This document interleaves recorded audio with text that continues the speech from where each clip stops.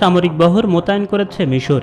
এ নিয়ে ইসরায়েলের সাথে নতুন করে উত্তেজনা দেখা দিয়েছে। ফিলিস্তিনের রাফা শহরে ইসরায়েলের সামরিক অভিযান সামনে রেখে উত্তর পূর্ব সিনাইয়ের গাজা সীমান্তে অতিরিক্ত সাঁজোয়া যান ও সৈন্য মোতায়েন করেছে কায়রো। মিডল ইস্ট আইয়ের এক প্রতিবেদনে বলা হয়, যুদ্ধের সাজে সজ্জিত অন্তত 15টি সাঁজোয়া যান গাজা সংলগ্ন মিশরের সীমান্তের দিকে যেতে দেখেন স্থানীয় বাসিন্দারা। এছাড়া সাঁজোয়া যানের অন্য একটি বহর সিনাইয়ের আল জৌরা গ্রামে অবস্থান নিয়েছে বলে জানা গেছে।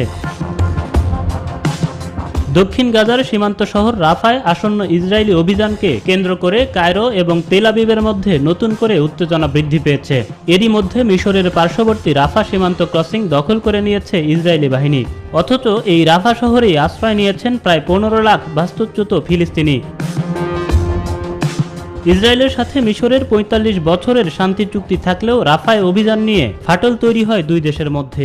এরই প্রতিক্রিয়া হিসেবে বিশাল এই সামরিক বহর মোতায়েন করে